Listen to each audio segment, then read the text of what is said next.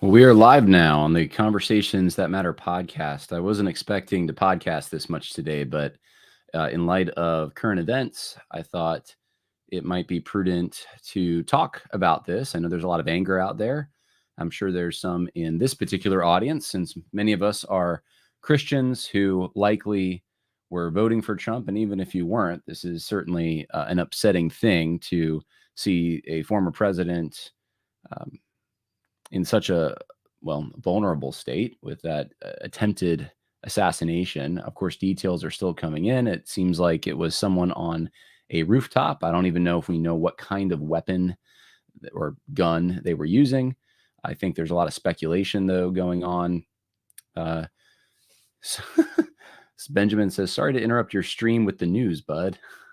Well, yeah, that's okay. I mean, so yeah, there's a lot of that could be said here, but I'm going to gather my thoughts here and just give you some. I've been writing about this for about the last hour or so I have some things to share. In the podcast we did earlier today, I think it was very important too. If you haven't seen that, it's about Matt Chandler. Go check that out. But right now, the news is, of course, President Trump at a rally in Pennsylvania was speaking, and he's speaking about immigration, actually. And it was at that point, someone, some say 5 shots, some say more, some say a little less, or some say they're not sure. Apparently, the big media outlets, especially the ones that don't like Trump, didn't even want to concede that this was a firearm and that he was shot. In fact, CNN talked about the fact that he fell, and that was all they talked about. He didn't fall, he ducked. That's what happened. But of course, the media is who the media has always been, at least probably in my lifetime, and they've just become worse. And so I'm not doing this just to complain. Of course, there's a lot to complain about, but I think this is a moment of clarity and a moment for us to think through and prioritize what we ought to be doing up through not just the election, but beyond that. Because this, I think, shows us the state of affairs we're in. And you might say, well, how can that be? This was possible. Well, we're going to probably find out it's a crazed gunman. And I thought about that because, Ronald Reagan had an attempted assassination. It wasn't at a political rally. He was walking on the street. A little different, but someone tried to assassinate him. JFK obviously was assassinated. And in both cases, at least the initial assumption about both of those things, I know there's questions about JFK, but the assumption was this was a foreign actor, someone on the payroll of foreign actors, or someone who was crazed, someone who they were out of their mind. They didn't represent any contingent of Americans, certainly not a major political party. I can't say the same for this. This is not, in fact, someone on X said in response, because I made that point, said, actually, the last time I think for a president that this has happened, because, obviously you also have attempted assassination of Teddy Roosevelt. Trying to think who else. That's a president specifically, but he went back to Abraham Lincoln and he said that was the last recognizable time that you could say there was a contingent of Americans that particular gunman would have represented. And that's true. John Wilkes Booth represented a contingent of Americans, and it was some could argue that this was still a wartime scenario, and so this was an attempted political assassination. We're not supposed to be in a wartime scenario right now, right? So I think that's the big difference. So I'm going to go over some of the thoughts that I've written down about what makes this different, why this is a moment of clarity, and what we should think about as a result. Someone said George Wallace wasn't the president, but he was certainly running for president, or he had run for president, I should say. All right, let's talk about this. Oh, I should say this first. President Trump did just release a statement, so let me just read this. It says, "I want to thank the United States Secret Service and all of law enforcement for their rapid response on the shooting that just took place in Butler, Pennsylvania. Most importantly, I want to extend my condolences to the family of the person at the rally who was killed, and also to the family of another person that was badly injured." Oh man, that's sad. I didn't even know that until I read this. "It is incredible that such an act can take place in our country. Nothing is known at this time about the shooter, who is now dead. I was shot with a bullet that pierced the upper part of my right ear. I knew immediately that something was wrong, and I heard whizzing sounds, shots, and immediately felt the bullet ripping through the skin. Much bleeding took place, So I realized then what was happening. God bless America. I mean, the way he's reacted, I'm very impressed, to be honest with you. The images from this of Donald Trump, maybe I can, actually, I'm sure anywhere I went, if I went on, just see Donald Trump, if I put in his name, I'm sure some of those images will come up. Most of you are probably seeing those images. Assassination attempt. And he raised his hand. I mean, there you have there's a couple different shots. Here's one. I don't know why it's not bigger, but raising his hand up with a bloody ear, with his fist and saying, "Fight, fight." I mean, I can't think of a more inspiring reaction than that. I mean, it's some people obviously on social media are saying the election's over at this point. I don't know. I would think that though, no amount of attempts to rig would be able to overcome the massive swell of support. That's what I would think. I want to believe that. I'll tell you what, I want to believe that. But I don't know. I don't know. I mean, we still have a few months to go, and I think of the story of Christ and how the crowds were so fickle, and so that always causes me to.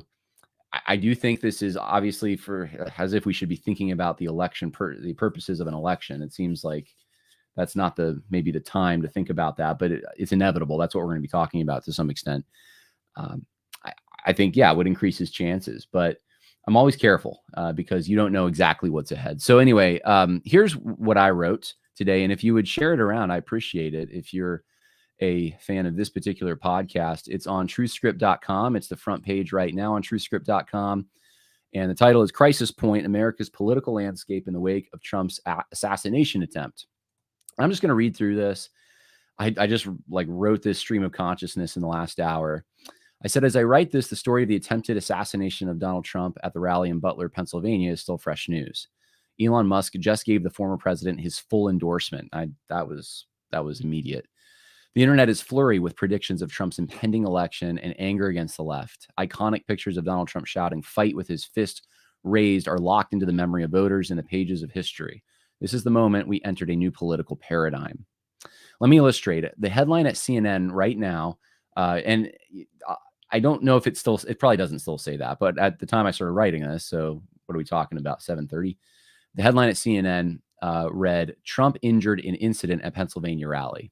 According to screenshots on social media, the initial headline apparently read, "Secret Service rushes Trump off stage after he falls at rally." So that was actually the one that was previous to that. That was their first one, was that Trump happened to fall at a rally. No, that's a Biden headline. MSNBC and the Daily Beast are connecting the incident to popping noises. Yeah, not even gunshots. At least the New York Times heading stated that it sounded like gunshots, but apparently the jury is still out. Tennessee State Representative Antonio Parkinson even speculated that the incident may have been staged. You can believe it. The media's collective resistance to calling this what it actually is, an attempted assassination, shows more than a betrayal of journalistic standards. They are now seen for what they actually are: wartime propagandists, molding the truth to what suits them politically. This is not biased. It is the theater of the worst kind. A former president was clearly seen with blood streaming from his ear at a campaign rally after shots were heard. How else do you characterize this kind of thing? Now, unfortunately for many, this is not a shock. Members of my own family have expressed their surprise for years at the fact that Trump has not been taken out. None of them will be surprised at one eyewitness account who claimed he was ignored by the police and Secret Service when he reported the would-be assassin on top of a nearby roof. They likewise will not be the least bit surprised by one report that the Secret Service agents protecting Trump had already asked the Biden administration for more security resources but did not receive them. I cannot remember hearing this kind of talk or cynicism about opposition to any president during my lifetime. Since 2016, a shift away from conventional politics and toward things like the Great Sort, national divorce, and Christian nationalism have organically started to rearrange the political right. Young white men are especially aware of the bias against them. In some ways, they do not feel welcome in their own country based on hiring practice, media portrayal, aid to foreigners, and educational opportunity. They want someone who is not ashamed to claim them or publicly receive their support. I assume much of the media analysis will eventually agree that we are entering new territory, but they will misdiagnose the cause and effect. They will say we moved away from politics and towards polarization because Donald Trump said divisive things which inspired a mentally ill person to shoot at him. Of course, we cannot forget that Republicans who support gun laws are also to blame, and I'm just waiting for it. It's going to be hard with this. I'll be honest. I don't know what they're going to do exactly. That's my speculation about it. But how do you? I mean, this is the head of the Republican Party, essentially, effectively, and the person running for the presidency under the Republican ticket. It's going to be hard to do the anti-gun thing. I don't know though. They might still try to do that, or they might mutter it under their breath. But they're going to, I think, try to come up with any way they can, obviously, to take whatever pressure they can off the left for this kind of thing.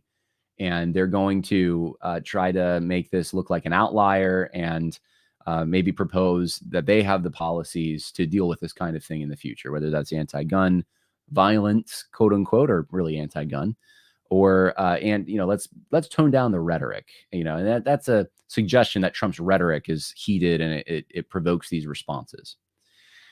Actually, what's really occurring is a return to the political. Politics has always been about advocating on behalf of one's constituents and identifying friends and enemies along the way who either helped or hinder that goal. To be political is to assume divided interests.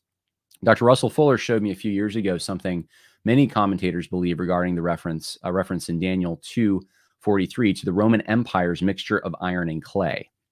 It seems that multiculturalism of a certain variety weakened the Roman Empire by introducing foreign elements with different interests and loyalties. This prophetic verse states that the iron and clay will combine with one another in the seed of men, but they will not adhere to one another, even as iron does not combine with pottery. Edward Gibbon later wrote about the introduction of barbarians into the Roman armies that became every day more universal, more necessary, and more fatal. So, why do I bring all this up? What does this have to do with what just happened? Well, we're polarized. That's true. And I'm trying to show you that there are parallels. The Roman Empire is not completely parallel, but this is one of the things even the Bible says this is part of what made Rome weak.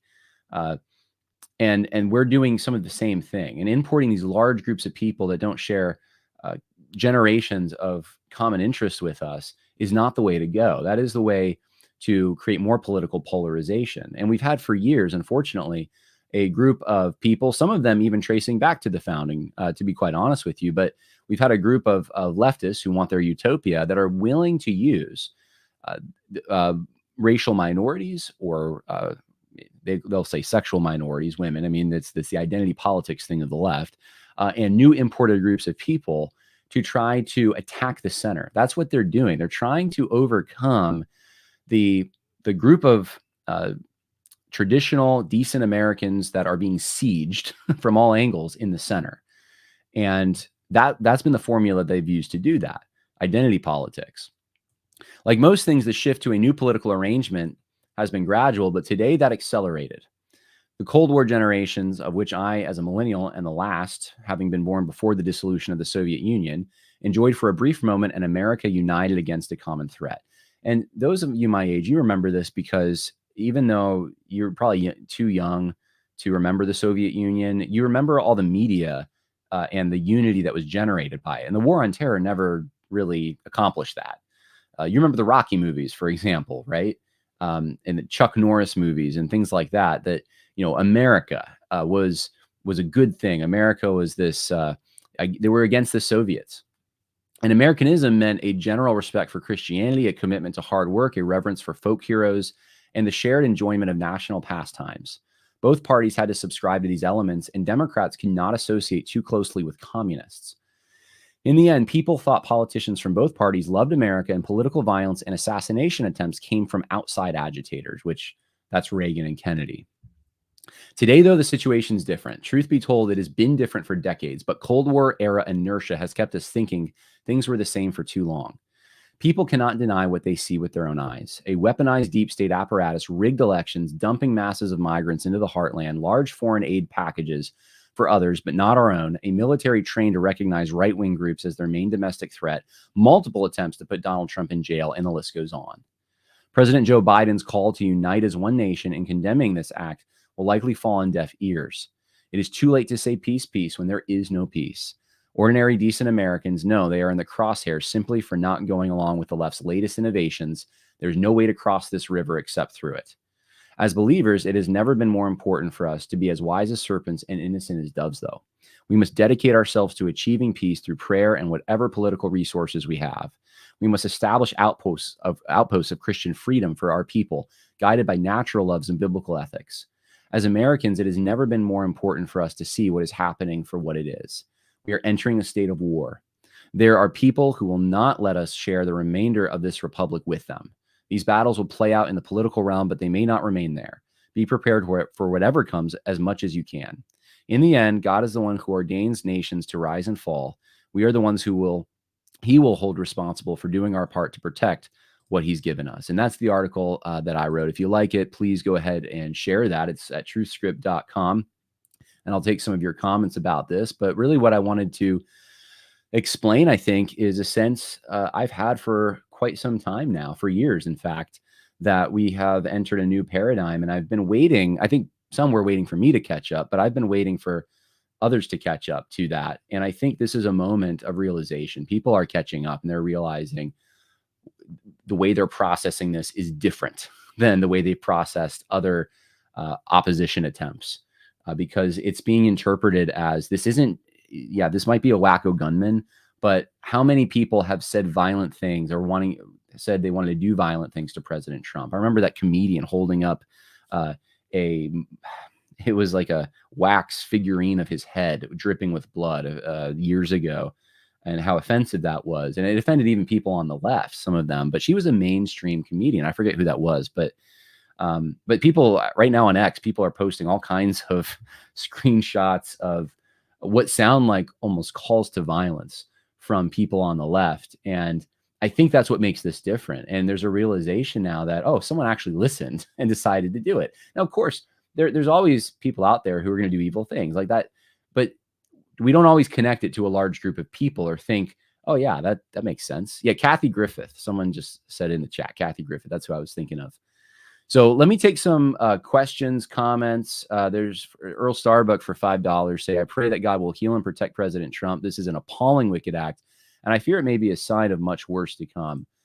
And, I feel the same way. I would just encourage everyone, we need to be smart. We need to be cautious. We need to be aware of what's going on. We don't need to be fearful, though, in the sense of like, we don't need to look at this and say, they're going to come shoot all of us.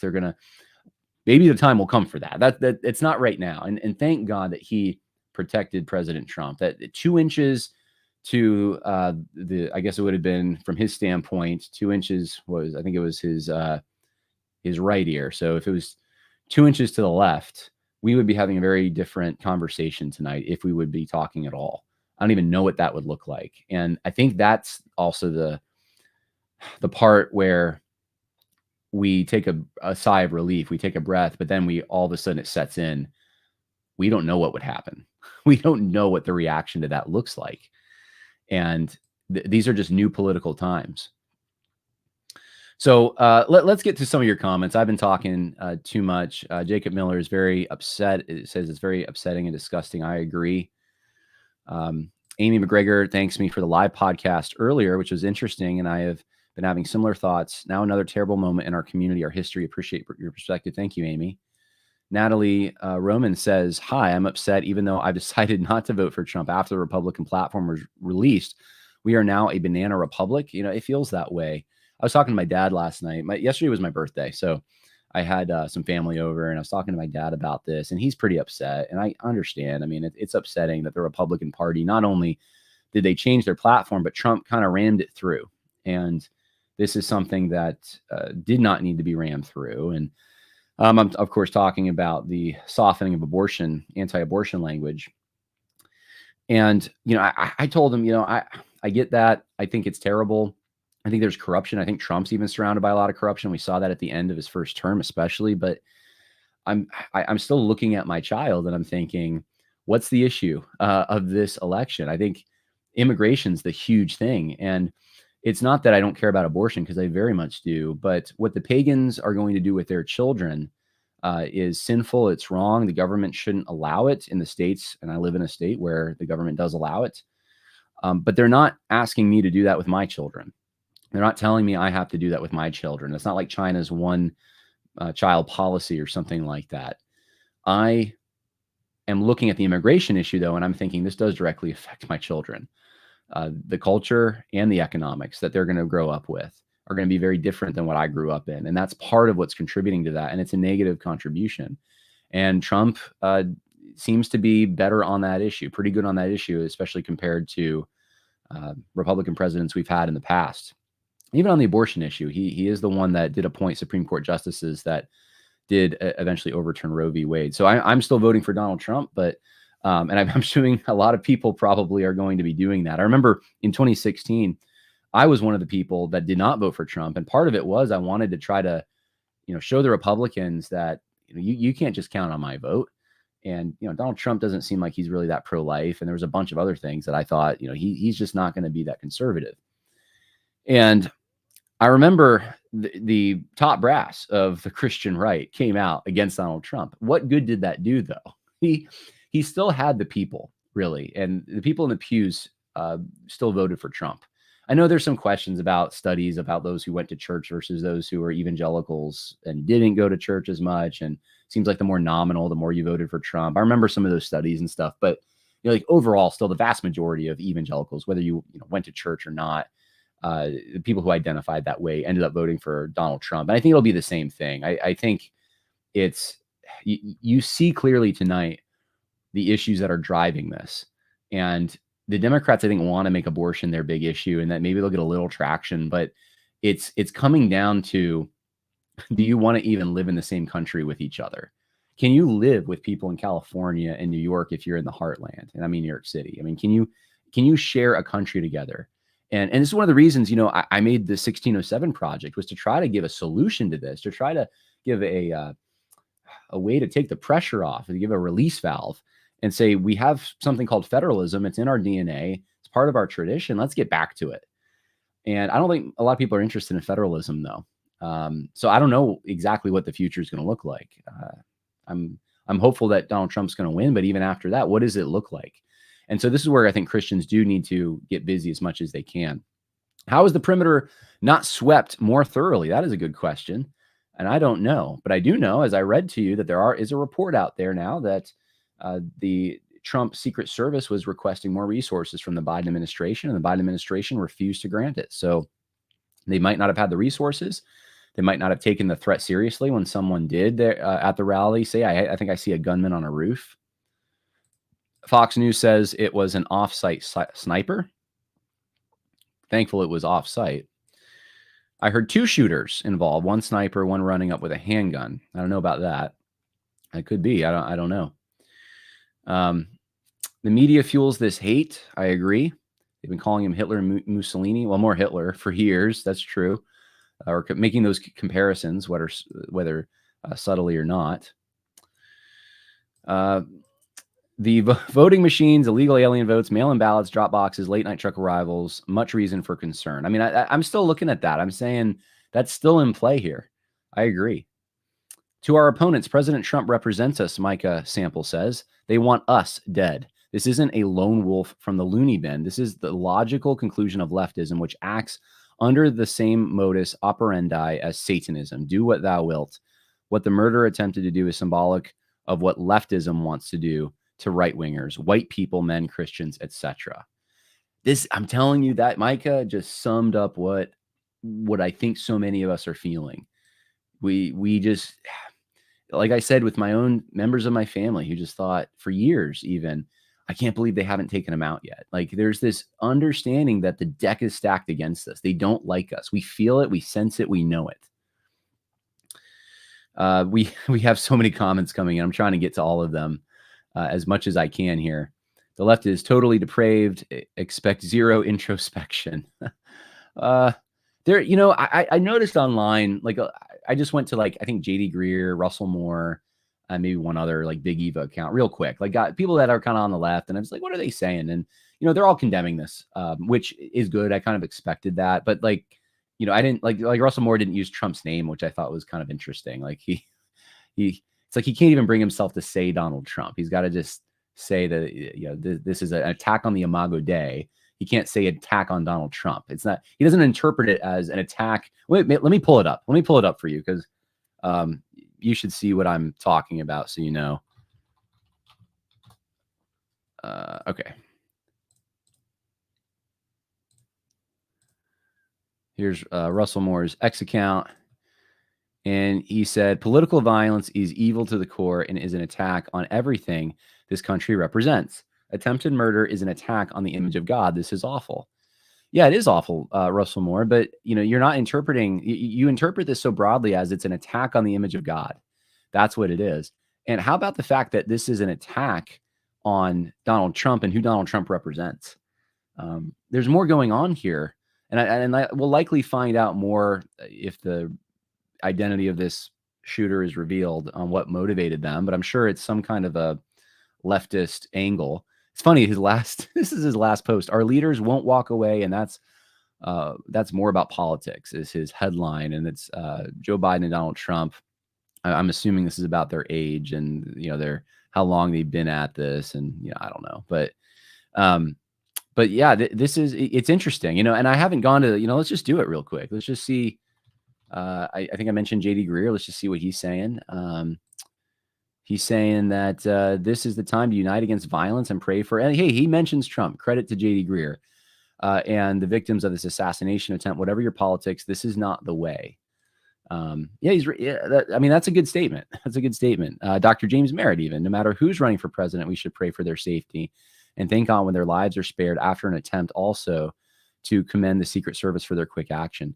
And even this first sentence, though, does that bother anyone a little bit? I mean, it does me. No matter who is running for president, we should pray. Like, okay, that's true. I'm not taking issue with the truth value of it, but like something very specific happened tonight. What the left, what I just shouldn't say the whole left, but what many on the left, including mainstream people on the left, have been talking about for a long time with very violent things that they've said about Donald Trump. It's finally someone really attempted to do it. And I'm sure there's been previous attempts, but this was a time when they got very close, like inches from doing it. And the response is no matter who is running for president, he doesn't even mention Donald Trump's name here. It's like, why don't you just say like, this is an attack on Trump and and the people that support him and the people he represents. And it's wicked. It's wrong. We're praying for Donald Trump and his family. We're praying for that would even be better. Like, I just don't think they would respond the same way if it was Biden exactly. But, I don't know. Who else should I don't know. People put in the comments if you think there's other people I should look to see what their reactions are. I'm kind of doing this live. But while we get Secret Service protection, Michael says, those who took selfies on January 6th aren't so fortunate when they lost their Second Amendment rights. Yeah, that was, I don't want to get side railed, but yeah, I was there. So that was an interesting day. To say the least. CNN going to call it a most peaceful assassination attempt. It feels that way, doesn't it?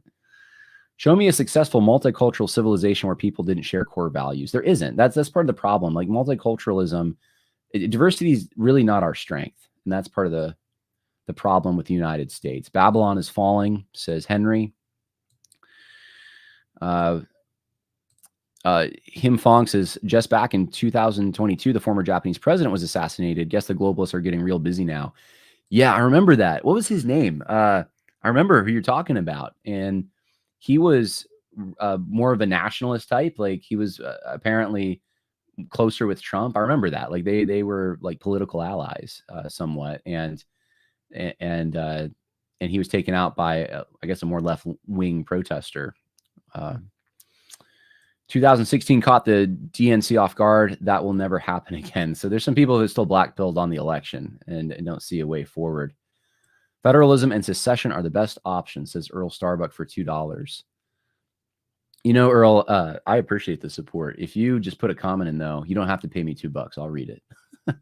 I just saying that because I know you're a student. So what does David French have to say? Okay, all right, we'll go. I'll go to David French. Let's see if David French. I'm sure he's got something. Pull it up. All right, David French. Oh, he doesn't have anything. He's off Twitter right now, David. So that would have been a good one to check out, but he is off Twitter. He hasn't said anything. Checked off says, sounds like Russell is trying to say the assassin's heart was in the right place. No, I don't think it's quite that. Checked off. I don't. Let's be fair to Russell Moore. He did condemn it. Man, some of you have some good points, and I can't. Karen Swallow Pryor, you want to check it? All right, I'll see what Karen Swallow Pryor is saying, if anything. You know, I would expect universal condemnation, at least on some level. She has not said anything about this. So yeah, not everyone's on Twitter all the time though. So I don't have the expectation, but I'll tell you on January 6th though, I remember that because I was, like I said, I was there and I remember coming back and it was like within hours, it wasn't long. It was like everyone, Al Mohler was condemning in the strongest terms. Like everyone was in Big Eva was just appalled and condemning. And I just I remember that. George Floyd was the same thing.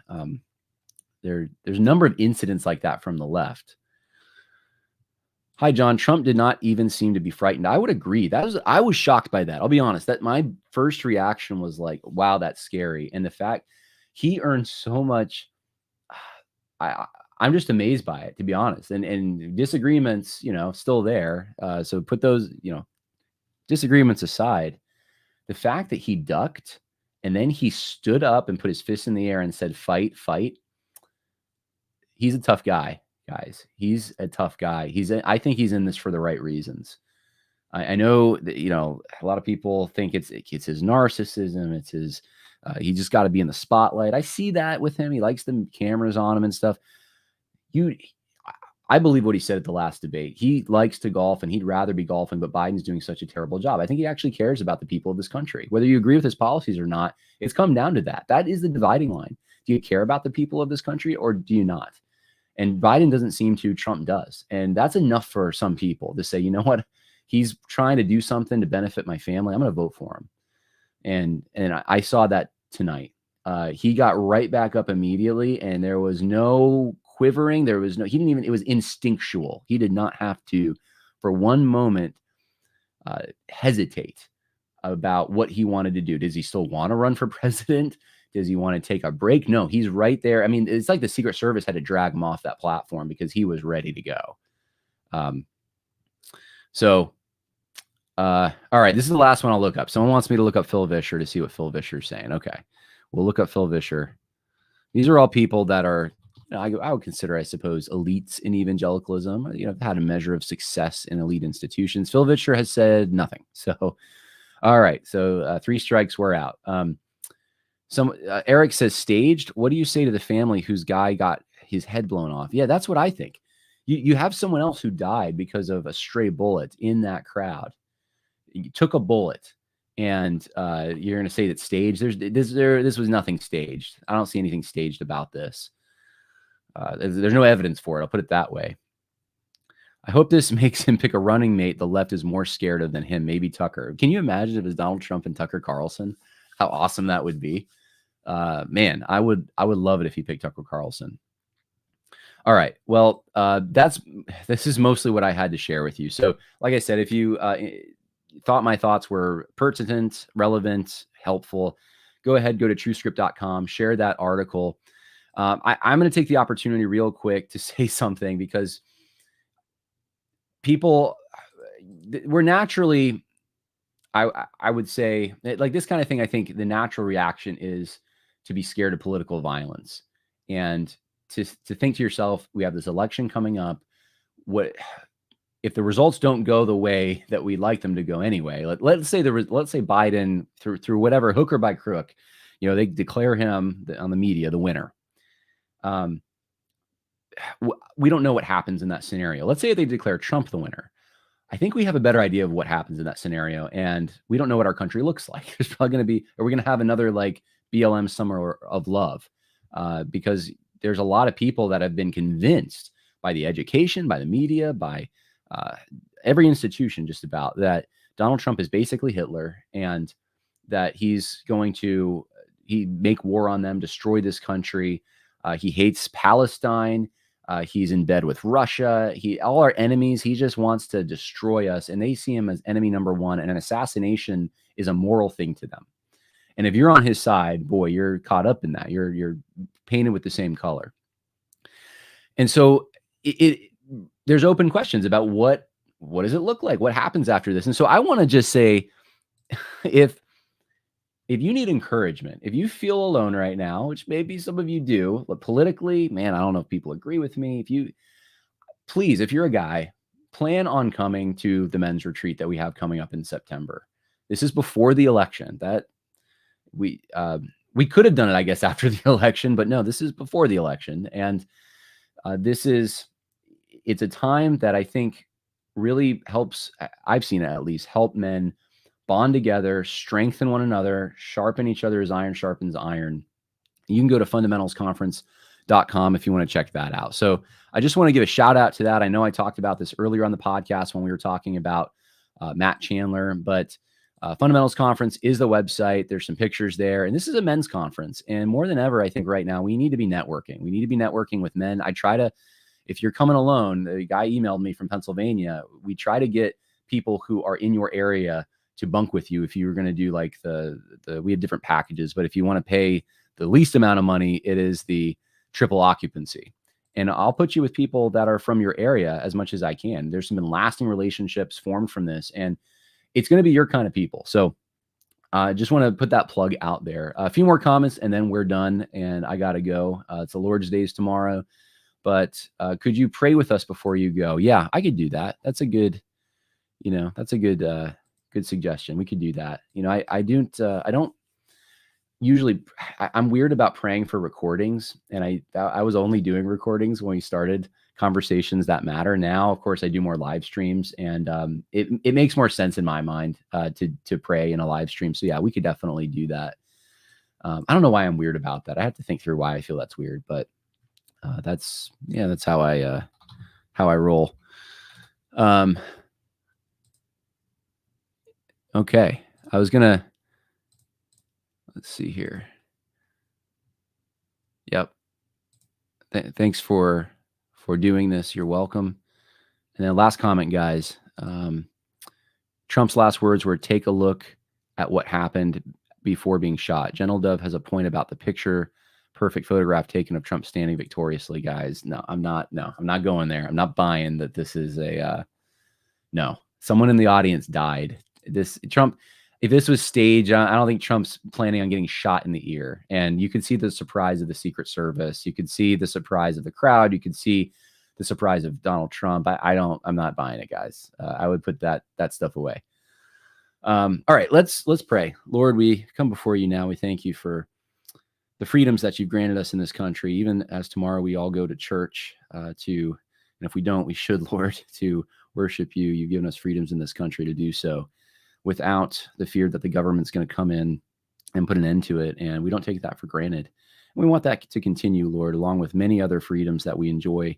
We want a future for our children and our grandchildren. And Lord, we're looking at this situation and we know you're in control. We just know that even the fact that the bullet did not hit Donald Trump in the head and cause serious damage is your grace and mercy. And so we pray that he would look to you in this, that he would realize that you protected him, and this would cause him to gain a fresh perspective on and a humility before you. And we pray, Lord, for this country, that you would save us, essentially, Lord, that you would show us each in our individual places where we ought to go, what we ought to do, whether that's move or stay put or invest in local politics or whatever that might be. Lord, show us how we can have the greatest impact. And we love you. In Jesus' name, amen. All right. Well, get up and go to church, guys. Have a good night. God bless.